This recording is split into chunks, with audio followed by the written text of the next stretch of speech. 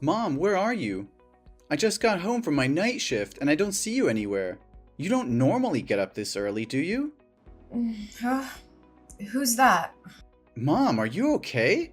It's me, Calvin, your son. Calvin? Oh, Calvin, my dearest baby. Why are you texting me now? Shouldn't you be going to school now? Mom, I finished high school a week ago.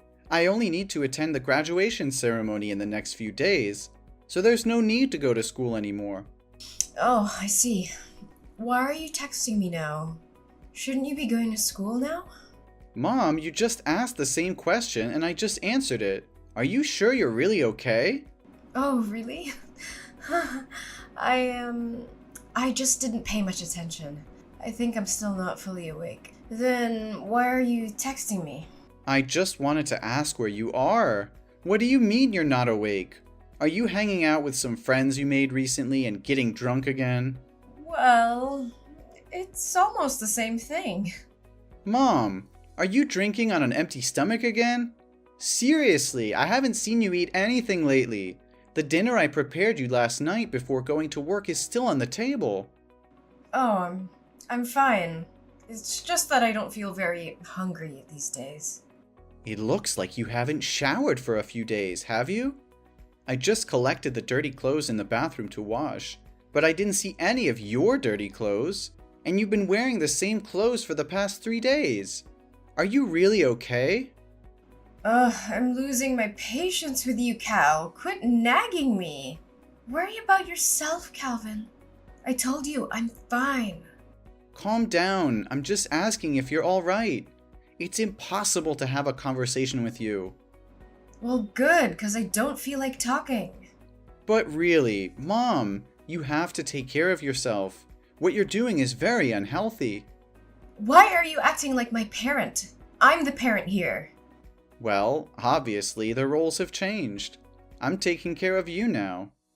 Nobody asked you to take care of me. You're not the man of this house. You're just a kid. Okay, I'm graduating and turning 18.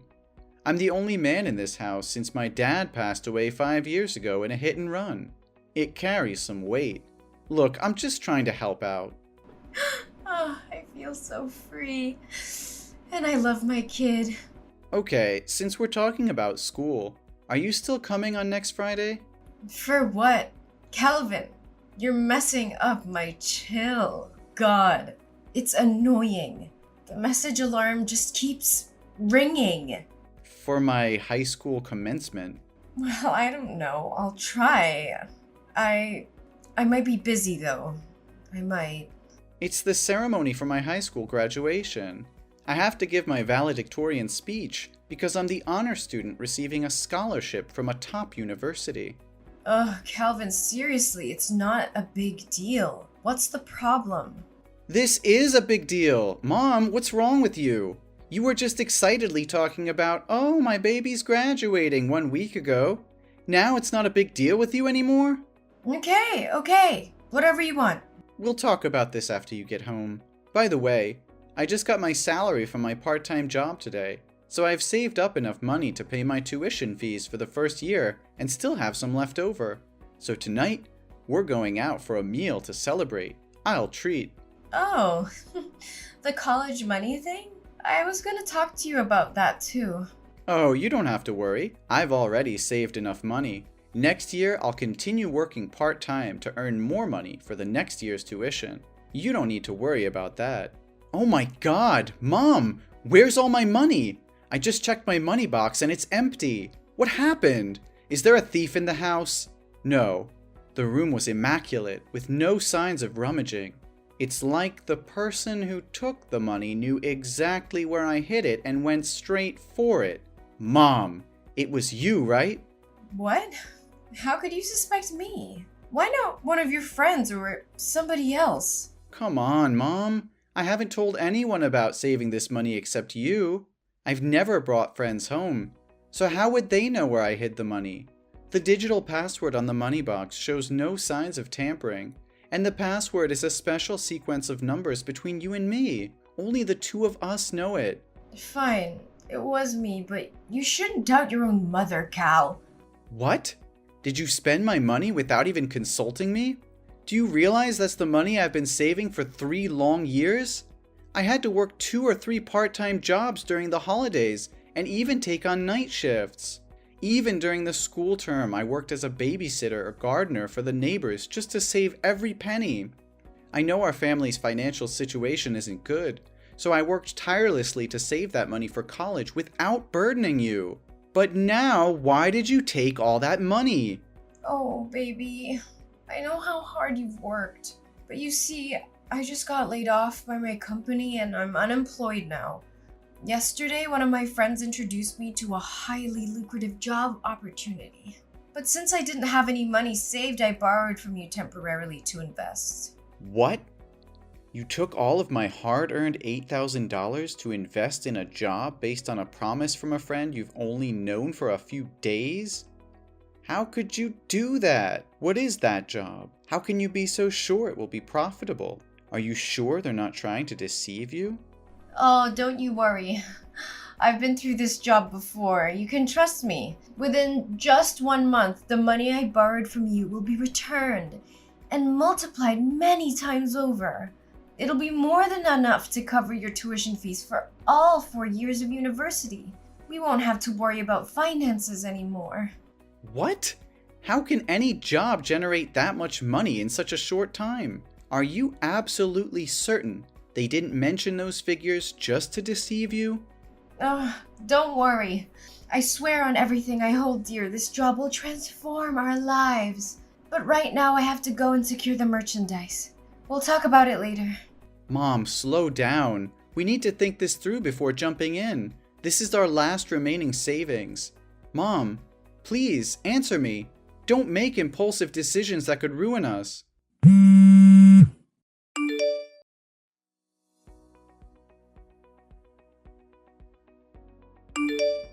Hey, Cal. Have you delivered all the packs I asked for? My customers are placing more orders, so I need to go and import more goods to sell. It's incredible. It's only been 3 days and I've already doubled my profits. Yes, Mom, but I'm really curious. What are you selling that has so many people buying it at such high prices? Each small pack is worth a few $100s. And your customers, they make me really worried. I see students, elderly individuals, and even some rough-looking people with tattoos. Mom, why can't you tell me what you're selling? Since the day you started this business, you've always locked your room and never let me in. Isn't the packaging on the outside of the packs clear enough? Doesn't it say tonic for the soul? You can read, right, Cal? It's just something that brings happiness, comfort, and an escape from the harsh reality. There's nothing to worry about. The product is just quite expensive, so I lock my room to prevent theft. You're overthinking things. Mom, I'm not buying it anymore. I've checked all the pharmacies around here, but I couldn't find any such supplements. Besides, you don't have a pharmacy degree or any knowledge of chemistry to be selling medicine. Mom, let's be honest, what are you really selling? Also, the people I've been delivering to lately bear a striking resemblance to you. They all have needle marks on their arms, just like you. What are you talking about? Needle marks? You're spouting nonsense. Mom, there's no need to hide anymore. I've already seen it. These days, whenever I'm at home, you wear sleeveless tops or jackets, even in the middle of summer. I became extremely curious and suspicious, as if you were hiding something. Do you remember 2 days ago when I unexpectedly came home? You took off your jacket, but when you noticed me, your immediate reaction was to cover your biceps. But I saw it, Mom. I even found a needle stained with blood in the trash bin. You're being overly sensitive. Those marks on my hands are simply mosquito bites. Needles? Syringes? They certainly aren't mine. Some scoundrel must have thrown it in our garbage bag. Mom, are you kidding me? So now you expect me to believe that someone broke into our house just to throw a used needle in the trash? What kind of excuse is that? It's more absurd than anything I've ever heard. Ugh, sometimes I wish you weren't so intelligent, Cal. Fine. I know that what I'm about to say will change the way you look at me for the rest of your life. You'll judge me, criticize me, and stigmatize me. I'm sure of it. Mom, what's going on? Why does it sound so serious? I promise no matter what it is, I'll always love you and stand by your side. Well, let's see. I'm an addict, Calvin. It's been going on for the past 3 months. Those times I said I was looking out for a job, there were actually moments when I was buying drugs and getting high on a street corner before returning home. And those times I said I was out drinking with new friends, they were the people selling me drugs. And I was high until you texted me. What? You're using drugs? How is that possible? You've always taught me that drugs are poison, that they destroy the human body in the most dangerous ways. You warned me never to listen to friends or anyone who suggested trying them. Not even once. You said addicts are selfish, self-centered, useless, and beyond help. How can you be like this now? It must be because of those bad friends you've made recently. Give me their addresses, and I'll make them pay. No, Calvin. It's not their fault. It's me. I couldn't control myself, and I relapsed. All those terrible words I used before. They were the words I had for myself. I wanted to change, to be a good mother. But in the end, I fell back into that sinful path. What? A relapse? But have you ever used drugs before? Why haven't I noticed any signs all these years? Yes, Calvin. That's right. It's a secret I wanted to take to the grave so you wouldn't have to know. The truth is, I've been battling addiction since I was 14 years old. When your grandparents divorced when I was young, no matter where I lived, they were often away on business trips. That left me with a lot of freedom, and the pocket money they gave me. It was a recipe for disaster. I made a friend, someone I thought was amazing, and we had a lot of fun together. But one day when I went to her house, I met her mother. She was an addict, and she offered me my first OxyContin. She simply said, "You should try it." And what happened? Please tell me you refused. I wish I did, honey. But I was curious at the time, so I took a pill. The thought that crossed my mind was, I want to feel like this for the rest of my life. It was the perfect escape for me. And from that moment on, I spiraled into addiction, using all the money my parents gave me to buy drugs every day. But then they found out I was high in my room, so they cut off my funds. But the grip of addiction was unbearable, so I became a drug dealer for my friend's mother in exchange for my own supply. For 6 years since I first tasted the allure of drugs, I tried various stimulants, from heroin to synthetic substances. And during that time, I mistakenly believed I was living in heaven. But you said you'd recovered from addiction. What happened, Mom? That's true. Something heartbreaking happened that jolted me awake from my complacency. My best friend died of an overdose right before my eyes, and I was too high at the time to help her. By the time I regained my senses and called for an ambulance, it was already too late. I blame myself every day because I introduced her to drugs. Despite growing up with an addicted mother, she fought hard not to become like her. But it was my influence that led her down that path. I was desperate at that time and got caught by the police, who sent me to a youth rehab center. It was there that I met your father. How was my dad? I thought you met him while he was working as a doctor at the local hospital. Why did you meet him in rehab? Your father was actually an intern at the rehab facility that year. Unlike others, he didn't treat addicts like me as scum. He was compassionate and supportive throughout my recovery journey. We grew close, and he became my beacon of hope. Since then, I have stayed away from drugs.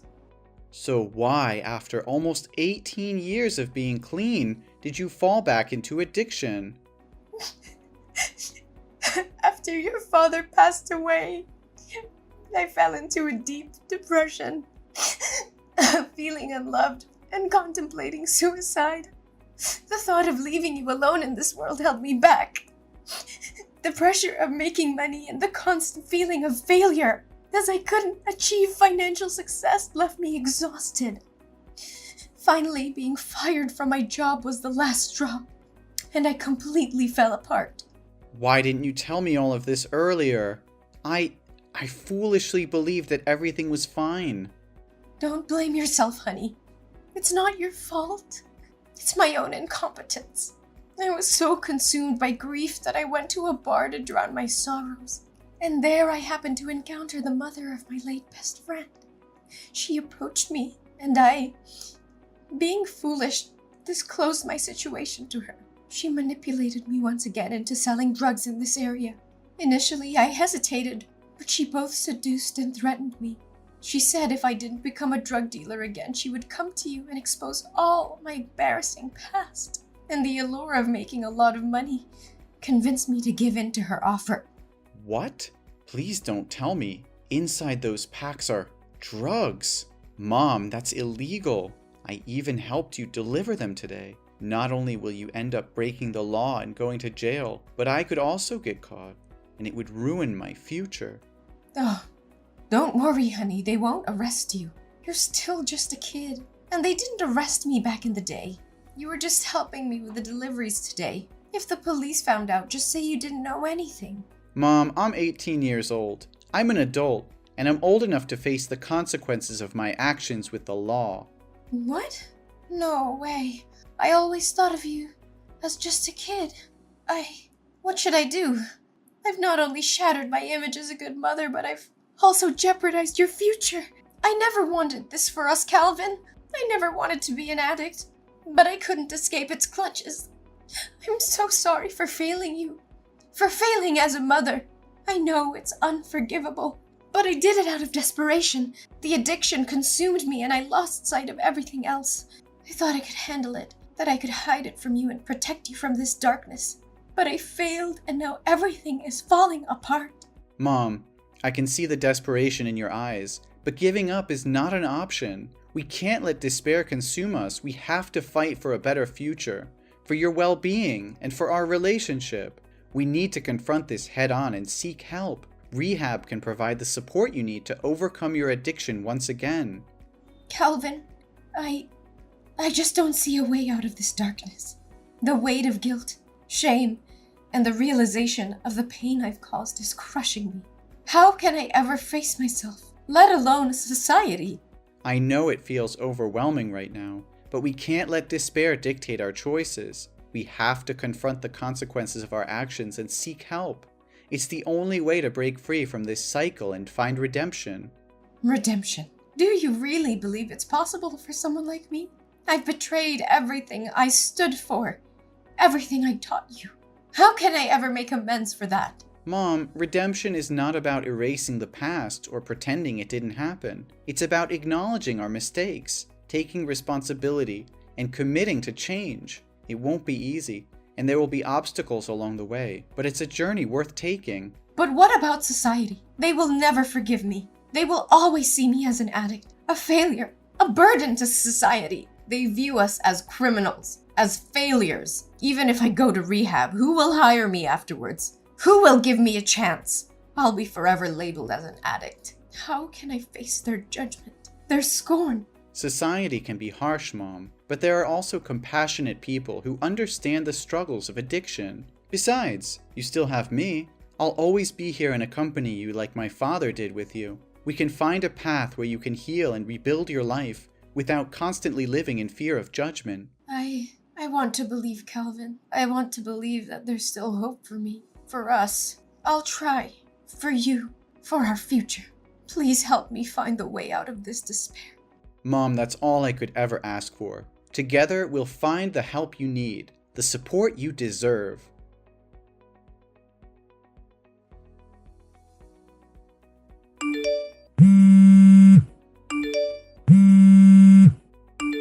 Mom, where are you? Mom? The hospital just called me and said you ran away. Where did you go? You just escaped death. Calvin, I'm sorry. I'm really sorry. I couldn't contain myself.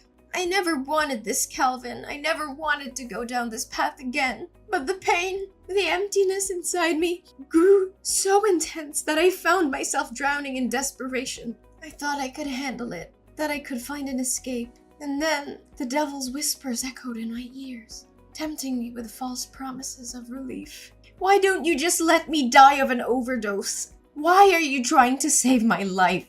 And now I have to live in humiliation. I don't dare see you again.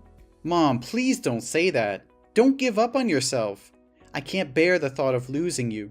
I'm scared, Mom. Scared of what might happen if I can't find you in time. You have no idea how scared I was yesterday morning. I was getting ready to go to school for the graduation ceremony when I heard a loud noise coming from your room. I felt so nervous, so I opened the door to check. The scene I witnessed still haunts me. You were lying on the ground with a needle in your lap, covered in vomit and foaming at the mouth. Your whole body was twitching, and it seemed like you'd passed out. I was terrified and immediately called 911. If I had left even a little bit earlier that day... Calvin, I'm so sorry for putting you through all this pain. I never wanted to hurt you. The depths of my despair consumed me, clouding my judgment and blinding me to the love and support you've given me. Mom, you're not alone in this. I know it's hard, but we can fight through it together. Your life is worth living, worth fighting for. I won't let you slip away into darkness. Please, let me help you. Help me? Calvin, I'm beyond help. I've let you down, failed as a mother, and now I'm dragging you into the depths of my own despair. I can't bear to see you suffer because of me. No, Mom, you haven't failed me. We all make mistakes, and I refuse to believe that this defines who you are. You're so much more than your addiction. You're my mother, the one who raised me, loved me, and supported me. I can't abandon you now, not when you need me the most. But Calvin, don't you see? I'm trapped in this vicious cycle. Every time I try to escape, it pulls me back in. I can't bear the pain, the shame, and the weight of my own mistakes. It feels like there's no way out. Mom, I can't just stand by and watch you carry this burden alone. The guilt and shame will eat you alive, and I can't let that happen. We have to go to the police together, confess everything, and reveal who provided you with those drugs. We can't let them get away with destroying our lives. No, Calvin! I won't let you sacrifice your future for me. You deserve a chance at a normal life, free from the consequences of my actions. I can't bear to see you suffer because of my mistakes. I'm already drowning in guilt, and I can't drag you down with me. You think I care about a normal life? Mom, all I care about is you. We're a family, and families stick together no matter what. I won't let you face this alone. We'll face the judgment, the discrimination, and the consequences together. I won't abandon you in your darkest hour. Calvin, you don't understand. Society will never accept us. We'll be branded as criminals, as addicts, and it will haunt us for the rest of our lives. I can't bear to see you suffer because of my mistakes. I want better for you, a chance to break free from this cycle of pain. Better for me? Do you think I'll ever be better if I abandon you now? We can't escape our past, Mom. It will always haunt us, no matter how much we try to hide. The only way to truly move forward is to face it head on, to take responsibility for our actions. You think there's still hope for me? Look at me, Calvin. I'm a broken, hopeless mess. It's too late for me, Calvin. I'm tainted, damaged beyond repair. But you still have a chance. You're young, talented, and full of potential. Save yourself and leave me behind. It's the only way for you to have a future worth fighting for. I'd rather face the consequences alone, no matter how severe they may be. No, Mom, I won't leave you behind. We're in this together through thick and thin. I can't imagine a future without you, and I won't let you give up on yourself. We'll face the world together, and we'll prove them wrong. We'll show them that love and support can conquer even the darkest of times. Just come back to the hospital, okay? After you completely recover, we'll go to the police station together. I'm terrified, Calvin. Terrified of the unknown, of what lies ahead of us. but seeing the determination in your eyes, the unwavering love you have for me, gives me a glimmer of hope. Maybe, just maybe, we can find a way to rebuild our shattered lives together. Let's face this storm, hand in hand, and never let go.